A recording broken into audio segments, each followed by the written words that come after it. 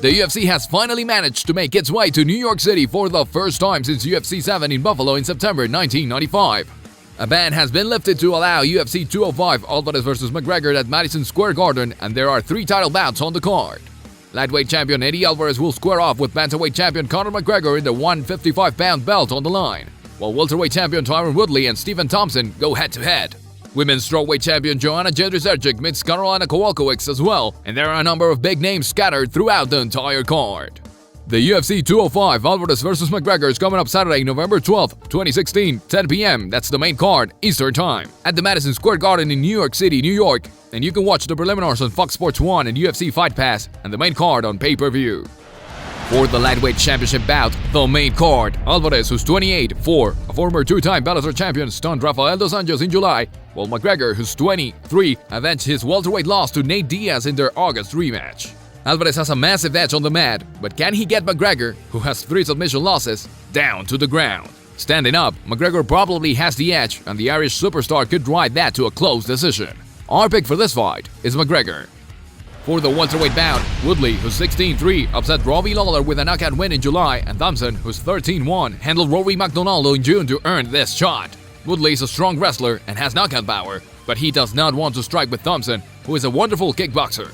If Woodley fails to get this to the mat, he will lose the title. Our pick for this fight is Thompson.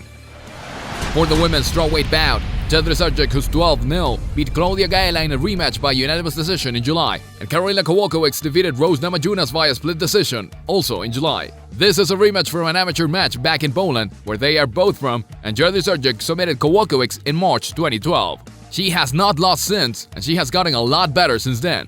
However, so has the champion, who is a world-class kickboxer with knockout power. Our pick for this fight is Jedrzejczyk.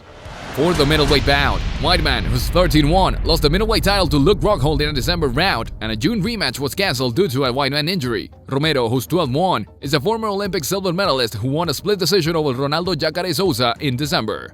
Romero is a monster at middleweight with 10 TKO KO wins, and even though Whiteman is better at grappling and he is from New York, Romero is a physical specimen who will not be denied. Our pick for this fight is Romero.